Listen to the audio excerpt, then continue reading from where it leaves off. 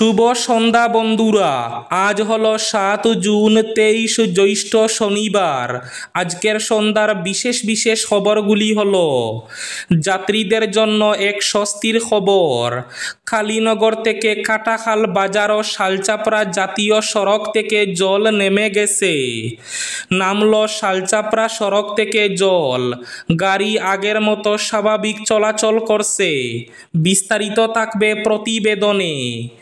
এক চাঞ্চল্যকর ঘটনা। ঈদের প্রাক্কালে পরিষেবা বাদ দিয়ে মদ্যপানে মশগুল সুনাই এসবিআই ব্যাংকের কর্মীরা। Viral video. রাজ্যসভা বুট, বিজেপির মনোনয়ন পেলেন কনাদ পুরকায়স্থ। আজ ঈদের দিনে কালো বেজ পরে নামাজ, বিদেশির নামে স্বদেশি নাগরিকদের নির্যাতন। আজ শ্রীভূমি তথা করিমগঞ্জে কালো বেজ পরে ঈদের জামাত। হঠাৎ অসুস্থ হয়ে পড়লেন সোনিয়া গান্ধী, তড়িঘড়ি ভর্তি করা হলো হাসপাতালে। জুন মাসেই আসছে পিএম কিষাণের ২০তম কিস্তির টাকা। কৃষকদের জন্য বড় খবর পিএম কিষাণ প্রকল্পে। জল নামার পথে প্লাবিত হচ্ছে নিচু এলাকা, ধীরে ধীরে নামছে জল, এখনো শিবিরে ২৪,০০০। খোলা হলো সতীর্থ পোর্টাল। তৃতীয় এবং চতুর্থ বর্গের কর্মচারীরা বদলির জন্য পাবেন বিশেষ সুবিধা। আজ থেকে শুরু। এবার ইএমআই কমানোর বড় ঘোষণা সরকারি ব্যাংকের। মুখে হাসি ফুটবে ঋণ গ্রহীতাদের মুখে। হঠাৎ কেদারনাথে নিয়ন্ত্রণ হারিয়ে রাস্তাতেই হুড়মুড়িয়ে ভেঙে পড়ল হেলিকপ্টার। রুদ্ধশ্বাস ভিডিও ভাইরাল। এবং শেষ খবরটি, আজ শান্তিপূর্ণভাবে বরাকে সম্পন্ন হলো ঈদুল আজহা। শিলচর ঈদ হল এবং মেহেরপুর ঈদগাহে মানুষের ঢল। তাহলে বিস্তারিত খবরে যাওয়ার আগে অবশ্যই ভিডিওটিতে একটি লাইক করে চ্যানেলটি সাবস্ক্রাইব করে পাশের বেল আইকনটি বাজিয়ে রাখবেন এবং ফেসবুক পেজটি ফলো করে ভিডিওটি অবশ্যই শেয়ার করবেন, যাতে সঠিক তথ্যগুলো সবার কাছে পৌঁছাতে পারে। এবার শুনুন আজকের খবরগুলির বিস্তারিত। প্রথম খবর, নিত্য যাত্রীদের জন্য একটি স্বস্তির খবর। কালীনগর থেকে কাটাখাল বাজার এবং শালচাপড়া জাতীয় সড়ক থেকে জল নেমে গেছে। গাড়ি আগের মতো চলাচল করছে। বন্যা পরিস্থিতির উন্নতি। শালচাপড়া জাতীয় সড়কের উপর থেকে নেমে গেছে বন্যার জল। চলতে শুরু করেছে ছোট বড় যানবাহন। শালচাপড়া রেল গেট এলাকায় একটি অংশে জল অতিবাহিত হলেও যান চলাচল করতে কোনো অসুবিধা হচ্ছে না। বন্যার জল ধীরে ধীরে নেমে যাওয়ার সঙ্গে সঙ্গে পরিস্থিতি উন্নতি হয়েছে। বন্যার জল নামায় রাস্তাঘাট পুনরায় ব্যবহারের উপযোগী হয়ে উঠেছে। রাস্তা থেকে বন্যার জল নেমে যাওয়ার পরে স্থানীয় মানুষজন স্বাভাবিক জীবনে ফিরে আসতে শুরু করেছেন। সুনাইয়ে এক চাঞ্চল্যকর ঘটনা। ঈদের প্রাক্কালে পরিষেবা বাদ দিয়ে মদ্যপানে মশগুল সুনাই এসবিআই ব্যাংকের কর্মীরা। Viral video. এক অবিশ্বাস্য সুনাই স্টেট ব্যাংক অব ইন্ডিয়ার কর্মকর্তাদের ভিডিও নেট দুনিয়ায় ভাইরাল হয়ে পড়ে। ঈদের প্রাক্কালে ব্যাংকে গ্রাহকদের ভিড়ে ঠাসা। তখন গ্রাহক সেবা না দিয়ে, অর্থাৎ কাজকর্ম বাদ দিয়ে ব্যাংকের কর্মকর্তারা মদ্যপানে মশগুল হয়ে পড়েন। মদ্যপানের এমন ভিডিও ভাইরাল হলে চাঞ্চল্য সৃষ্টি হয়েছে। ঘটনাটি বৃহস্পতিবারের। ভিডিওতে দেখা যায় গ্রাহকদের দলিল রাখার কক্ষে ব্যাংকের কর্মকর্তারা একসঙ্গে বসে মদ পান করছেন। এই ঘটনাটি এক গ্রাহক ভিডিও রেকর্ডিং করে তীব্র ভাষায় প্রতিবাদ জানান। তিনি বলছেন, এক একটি কাজের জন্য মাসখানেক ঘুরতে হয়, অথচ তারা কাজ না করে সেখানে বসে মদ্যপান করছেন। ব্যাংকের গ্রাহকরা চরম হয়রানির শিকার হন এমন অভিযোগ আগে থেকেই ছিল। সাধারণ কাজে গ্রাহকরা ব্যাংকে পৌঁছালে ব্যাংকের কর্মীরা নানাভাবে হয়রানি করেন বলে অভিযোগ। কোনো কাজ সহজে করেন না। সাধারণ কেওয়াইসির ক্ষেত্রে একজন গ্রাহক সপ্তাহ 10 দিন ব্যাংকে উঠতে হয়। ব্যাংকের 2 নম্বর কাউন্টারে থাকা কর্মী ত্রিপুরার বাসিন্দা সাধারণ গ্রাহকের সঙ্গে কোনো দিনই ভালো ব্যবহার করেন না। মানুষকে অযথা হয়রানি করেন বলে অভিযোগ রয়েছে তার বিরুদ্ধে। এমনকি তিনি কাজও জানেন না বলে গ্রাহকদের বিস্তর অভিযোগ। গ্রাহকদের কোটি কোটি টাকা সঞ্চয়ে চলা ব্যাংকের ম্যানেজার থেকে শুরু করে কর্মীদের ব্যবহারে ক্ষোভে ফুঁসছিলেন গ্রাহকরা। বৃহস্পতিবার ঈদের দুদিন আগে ব্যাংকে ভিড় ছিল তুলনামূলকভাবে বেশি, আর সে সময় ব্যাংকের কর্মীরা পরিষেবা না দিয়ে লাঞ্চের বাহানা দেখিয়ে ঘণ্টার পর ঘণ্টা মদ্যপানে মশগুল ছিল। ওই সময় জনৈক গ্রাহক ক্ষুব্ধ হয়ে তাদের খুঁজতে গিয়ে দেখতে পান দলিলের রুমে সবাই মিলে মদ পান করছেন।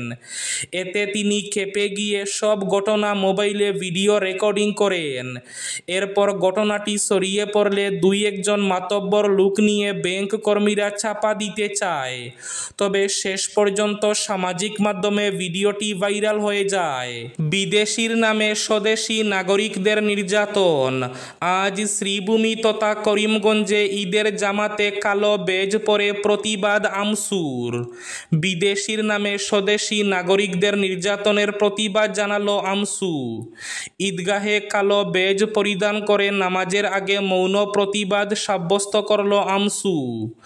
আজ সারা আসাম সংখ্যালঘু ছাত্র সংস্থার সভাপতি রেজাউল করিম সরকারের নির্দেশে বিদেশির নামে স্বদেশি নাগরিকদের নির্যাতনের প্রতিবাদে গোটা রাজ্যের সঙ্গে সঙ্গতি রেখে গুড়ামারা আঞ্চলিক আমসুর উদ্যোগে এবং শ্রীভূমি জেলা আমসুর সহযোগিতায় দেওয়াকুড়ি ঈদগাহের সামনে আমসু কর্মীরা হাতে কালো বেজ পরিধান করে মৌন প্রতিবাদ করেন। এদিন আমসুর কর্মীরা হাতে হাতে প্লেকার্ড নিয়ে মৌনতা অবলম্বন করে ঈদগাহে প্রবেশ করেন এবং কালো বেজ পরিধান করে পবিত্র ঈদের নামাজ আদায় করেন। রাজ্যসভার আসনে লড়াইয়ের জন্য বিজেপির প্রার্থী হিসাবে নির্বাচিত হলেন কনাদ পুরকায়স্থ। বর্তমান রাজ্যসভার সদস্য মিশন রঞ্জন দাস এবং প্রাক্তন লোকসভার সাংসদ ডক্টর রাজদীপ রায় সহ 13 জন দাবিদার ছিলেন। এর মধ্যে রাজ্য বিজেপির সম্পাদক কনাদ পুরকায়স্থ মনোনয়ন পেলেন। তিনি প্রাক্তন কেন্দ্রীয় মন্ত্রী তথা বরাক বিজেপির পিতামহ কবীন্দ্র পুরকায়স্থের একমাত্র সন্তান। তার এই টিকিট প্রাপ্তিতে ও বিজেপির লোকদের মধ্যেও খুশি পরিলক্ষিত হয়। উল্লেখ্য, আগামী 19 জুন অসমে রাজ্যসভার 2টি আসনের জন্য নির্বাচন অনুষ্ঠিত হবে। মনোনয়ন জমা দেওয়ার শেষ দিন 9 জুন। মনোনয়ন প্রত্যাহারের জন্য শেষ দিন 12 জুন নির্ধারিত হয়েছে।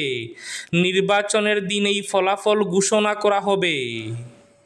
আজ শান্তিপূর্ণভাবে বরাকে ঈদুল আজহা সম্পন্ন হয়। শিলচর, ইটখলা এবং মেহেরপুর ঈদগাহে মানুষের ঢল।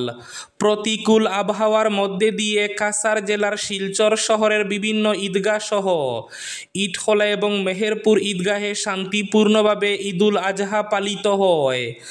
আজ শনিবার সকালে 2টি ঈদগাহে হাজার অধিক লোক 2 রাকাত নামাজ আদায় করেন। শিলচর মেহেরপুর ঈদগাহতে ঈদের নামাজ আদায়ে জনসমুদ্রে পরিণত হয় ময়দান। ইটখলায়ও মানুষের ভিড় ছিল লক্ষণীয়।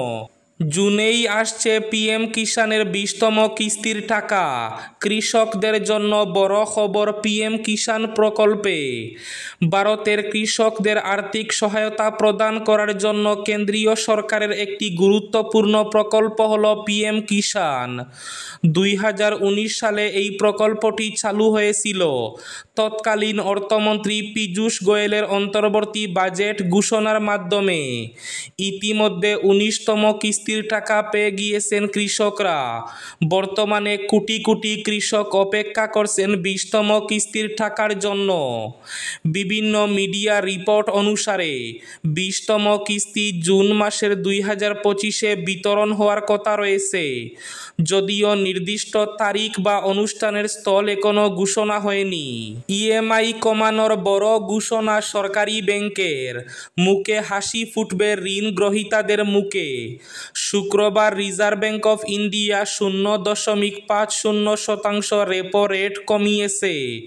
আশা করা হচ্ছে এর ফলে এবার ব্যাংকগুলি ঋণ গ্রহীতাদের স্বস্তি দিতে পারে।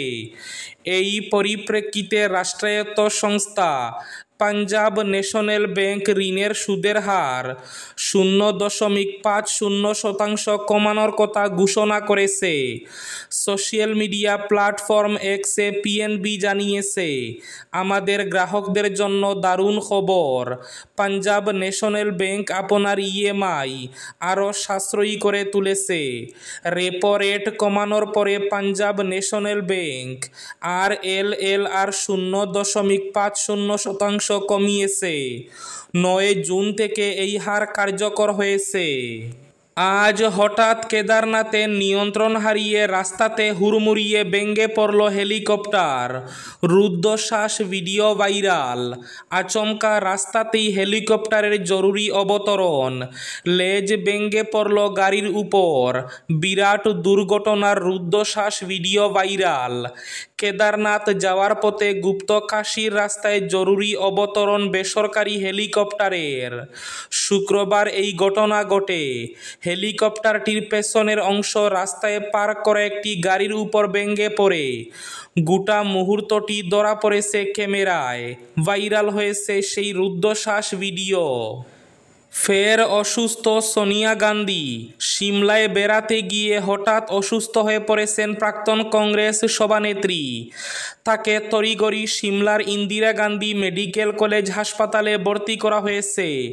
সেখানে আপাতত তার শারীরিক পরীক্ষা নিরীক্ষা চলছে, করা হচ্ছে এমআরআই। বেশ কিছুদিন ধরে অসুস্থ 78 বছরের সোনিয়া গান্ধী। বিভিন্ন শারীরিক সমস্যার চিকিৎসা করাচ্ছেন তিনি। দুবার কোভিডেও আক্রান্ত হয়েছেন। এবার শেষ খবরটি। নদীর জল দ্রুত কমলেও গ্রামাঞ্চল থেকে কমছে না জল। বৃহস্পতিবার বিকেল থেকেই বরাক নদীর জলস্তর নেমে গিয়েছিল বিপদ সীমার নিচে। এরপর ক্রমান্বয়ে জল কমেছে আরও। এই পরিস্থিতিতে জল সম্পদ বিভাগ খুলে দিয়েছে কিছু স্লুইস গেট। এতে কাছাড়ে বন্যা পরিস্থিতির কিছুটা উন্নতি হলেও জল নেমে যাওয়ার পথে দুর্ভোগ আরও বেড়ে গেছে বিভিন্ন নিচু এলাকায়। জল নামার পথে প্লাবিত হচ্ছে নিচু এলাকা। এখনো শিবিরে 24,000। এই ছিল আজকের সন্ধ্যার বিশেষ খবরগুলি। ভিডিওটি অবশ্যই লাইক করে শেয়ার করে দেবেন।